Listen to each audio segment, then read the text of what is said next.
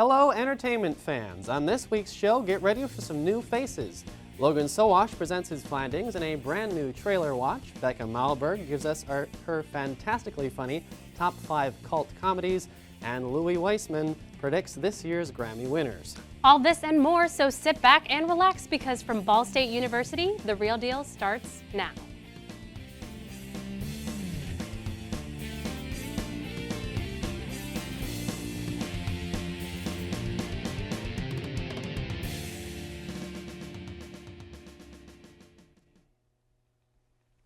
Hello and welcome to The Real Deal, Ball State's one and only entertainment news show. I'm Connor Fack. And I'm Ramel Tadai. Another week in Hollywood has come and gone, and here to tell us about the biggest news stories of the week is Tina Merrick with Hollywood Headlines. Tina? Thanks, guys. The cast of the new Ghostbusters movie has been revealed. The 4 main characters are all female and will be played by Melissa McCarthy and Kristen Wiig, as well as Leslie Jones and Kate McKinnon from Saturday Night Live. According to VH1 director Paul Feig made the announcement on the 27th via Twitter by posting a picture of each of the leading ladies. Reports say work will begin on the film this summer in New York City. Speaking of ladies on the big screen, Disney has something of its own to reveal, the first Latina princess. 16-year-old Princess Elena of Avalor will debut in 2016 in a special episode of Disney Junior's Sophia the First. The princess will then star in her own spin-off series. Elena of Avalor will follow the happenings of the kingdom as the princess rules over her land. According to Yahoo, ABC Family's Amy Carrero of Young and Hungry will voice the princess. And in more somber news, a third-party contractor was reportedly killed while on set of director Martin Scorsese's new film, Silence. According to Entertainment Tonight, 3 employees were sent to reinforce a building that was deemed unsafe on the backlot of the Taiwan set. A ceiling in the building collapsed, killing 1 employee and injuring the other 2. In a statement on the website, a CMPC Studios spokesman said, "Everyone is in shock and sorrow and expresses their deepest concern and sympathy to the families of the individual who died and those who were injured." That's it for Hollywood Headlines. I'm Tina Merrick. Back to you guys. Thank you, Tina. Unfortunately, accidents do happen, even in the film industry. Our condolences to those involved. Often the best we can do is to continue forward with the greater care and the greater thankfulness that such accidents are so rare. And the industry certainly is charging forward as fast as ever. With a look at 3 more upcoming feature films, here's Logan Sowash with Trailer Watch. Thanks, guys. First up is a trailer for a new thriller called Child 44. According to IMDb, Child 44 is about a disgraced member of the military police who investigates a series of nasty child murders during the Stalin-era Soviet Union. The film stars Tom Hardy and Gary Oldman, 2 fantastic actors that have proven themselves to be great in previous films such as The Dark Knight Rises, just to name one. Add that with a trailer that is wonderfully paced and interesting from start to finish, and you have my curiosity. Child 44 opens domestically on April 17th, 2015. Now let's shift to a more lighthearted and fun tone while we talk about our next trailer from a bizarre film called Turbo Kid. According to the official teaser on YouTube, Turbo Kid is about a boy obsessed with comic books as he faces off against a terrifying group in post-apocalyptic year of 1997. The best way to describe this film so far is if Mad Max Films had a baby with classic video games such as Mega Man. The teaser has a self-confident, self-aware tone that I cannot but smile every time I watch it.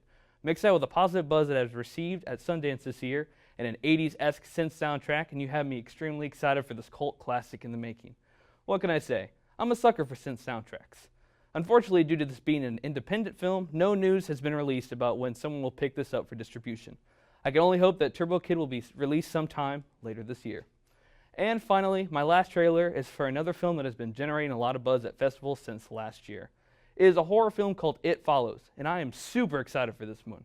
According to the official trailer for this film, It Follows is about a teenage girl experiencing horrible visions and a terrible feeling that someone is watching her after a strange sexual encounter goes awry. Now, if you're one of those people who loves horror films but hates the paranormal activities or cash-ins like 2014's Ouija and Annabelle, this film will be perfect to you. This trailer is just oozing with dread and suspense that I was drawn in from the very start. The music is ominous, several shots in the trailer are akin to classic horror films like Halloween or The Shining, and the tone of the trailer is just perfect and to the kind of film that it's trying to advertise. Added an incredible amount of buzz from past festivals, and you have me shaking in excitement for this film's release. It Follows will open domestically on March 27th, 2015. Well, that's it for Trailer Watch. I'm Logan Sowash. Back to you guys. Thanks, Logan. I can't wait to see how those trailers will live up to the film's releases. It will be an interesting comparison for sure, but I can't wait for our next break to be over. Stick around for Becca Malburg's Top 5 and a director spotlight from Danny Yant.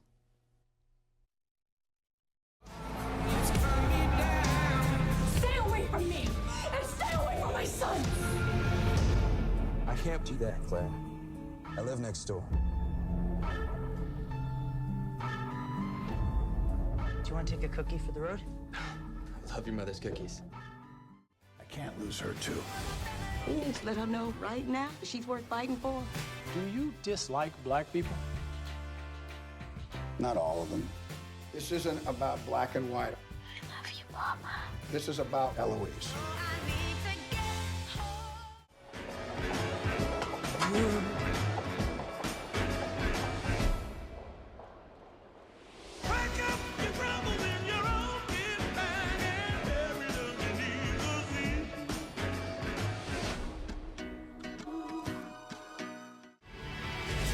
Just keep thinking I can go back and I can fix it myself. David, stop!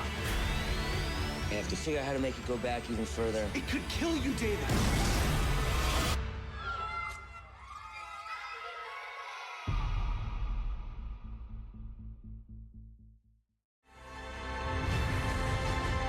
I'm ready.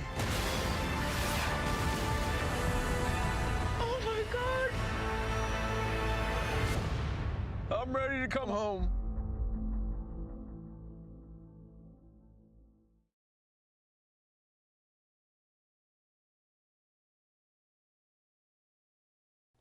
Welcome back. Do you like to laugh, Connor? Yeah, of course. Well, do you like cult comedies? Sometimes. Well, then look no further than Becca Malburg's Top 5 for this week. Becca? Thanks, guys. Here are my top 5 picks for some cult comedies you should be watching this season. Number 5 is Comedy Bang Bang. This quirky talk show airs on IFC and features celebrities and odd characters alike. Each episode features unique storylines, well-known guests, and certain individuals who seemingly just kind of wander into the studio. The show is based off the podcast of the same name. Number 4 is Kroll Show, a sketch comedy show featuring Nick Kroll and many other comedians from both the improv and stand-up worlds.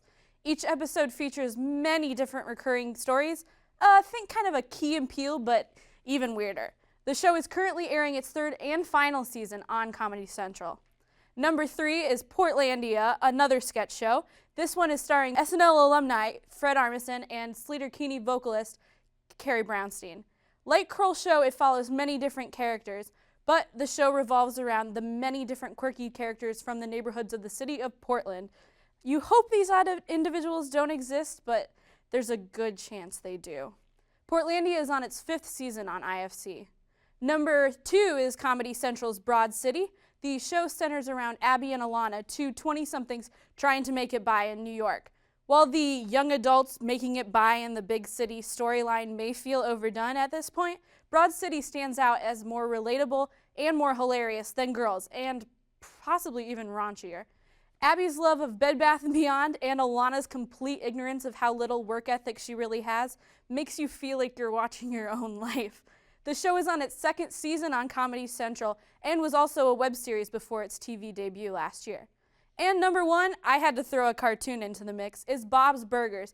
Now, this show's been on Fox for 5 seasons, but I just recently got into it, and I absolutely love it. The characters are voiced by some of my favorite comedians, the family's vibe is totally relatable, and the storylines are just plain hilarious. Well, there you have it, the top 5 cult comedies I think you should be checking out this season. Back to you guys. Thanks, Becca. I found that cult comedies can be pretty hit or miss for some people. Sure, that can be true. This next segment highlights a director that also has been hit or miss for many audiences. Here to tell us all about him is Danny Yant with the Director Spotlight. Danny? Ah, yes. Now what you see on screen right now is the work of, well, I'll give you a few seconds to guess. By now I'm sure you've guessed it. Yes, this is the work of Michael Bay. I thought I would take a look at this master of disaster and explosions. Born in the heart of the movie industry in Los Angeles, California, this director is known for his big-budget action films with his extreme use of action and special effects. Some of his big-name films are Armageddon, Pearl Harbor, and of course the Transformers film series. More recently, he just released a film he produced, Project Almanac. These films together have grossed over $5 billion worldwide. But what is it about Michael Bay that people seem to enjoy? It's the idea of the explosion. It's in almost every film he's directed. And ever since popular cell phone apps such as Vine have popped up, people have been making their own Michael Bay films.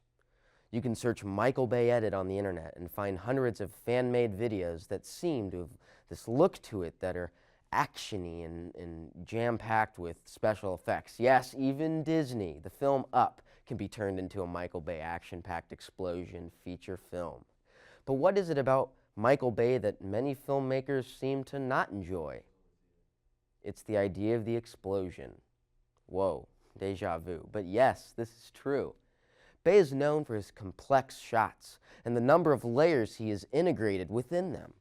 They're not necessarily as unique as other directors and cinematographers would choose to shoot them. And the thing about this is that he uses them back and forth. It seems really without reason. If you take a close look, shot by shot, of all of his work, you will start to notice that he mimics the same style more or less in each one. He claims to have gotten some of his ideas from big films such as Star Wars and West Side Story. Again, looking at these shots back to back throughout all of his films, it is clear to see that he uses a multitude of the same layer-heavy explosion-heavy style of shots. Does this make him bad? Social media doesn't necessarily agree with this, but many filmmakers do. So whether or not you like his style, it'd be a good experiment to look at all of them and see how he mimics his cinematography in each work. Until next time, just sit back and enjoy his explosions. Make a few of your own, but don't actually blow anything up. I'm pretty sure there are laws against that. Thanks, Danny. Like him or not, Michael Bay has had a very interesting career. Yeah, you could say that, but now we have our next break. Don't go away because we have a Music Minute with Louie Wieseman and our final word coming up.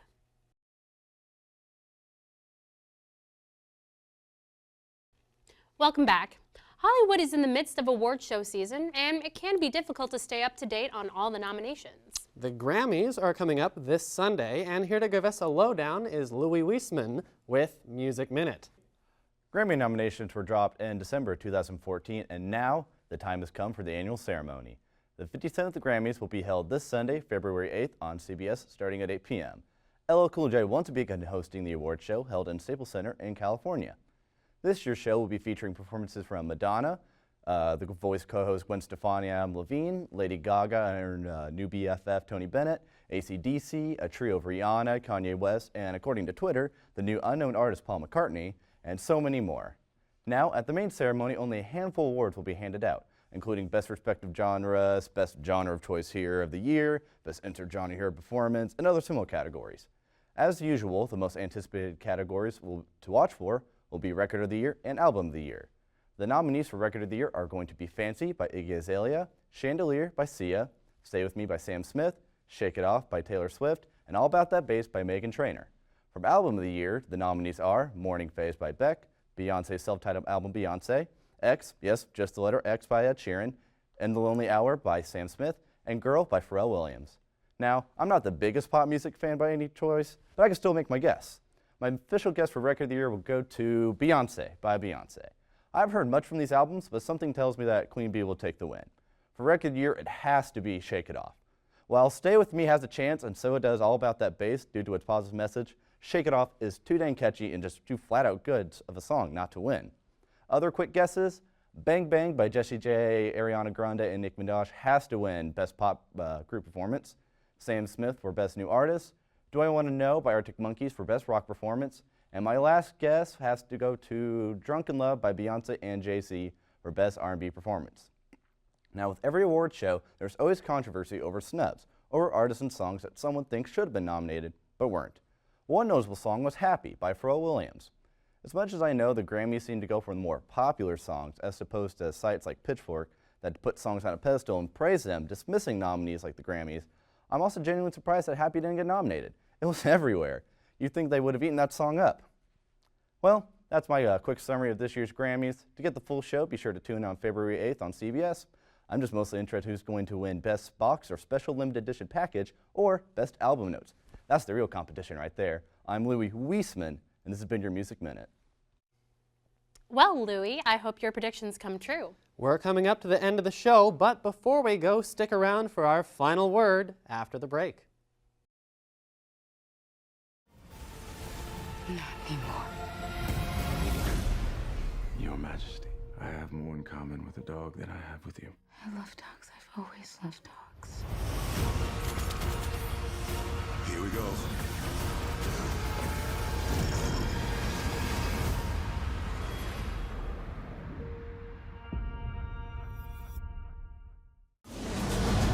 I can't do this. I'm not like you.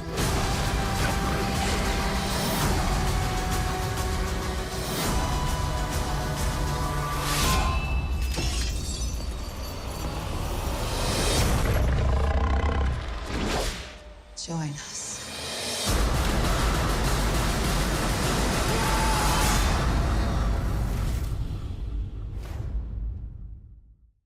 The SpongeBob movie, Sponge Out of Water, in 3D. Mr. Super Awesomeness, take him down.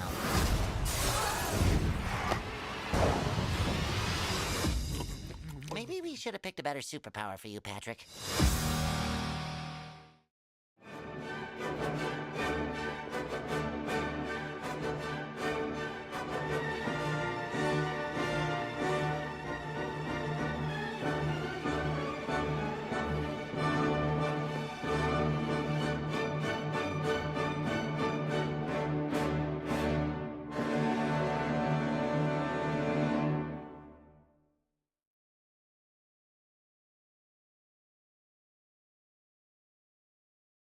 Welcome back. Now, Elena is not the only Disney princess making headlines this week, right, Ramel? Right. Social media was abuzz this week because Emma Watson recently announced via her Facebook account that she has been officially cast as Belle in an upcoming live-action remake of Beauty and the Beast by the Walt Disney Company. The project itself was first announced in June of last year and will be directed by Chicago and Dreamgirls director Bill Condon. It has yet to announce a release date.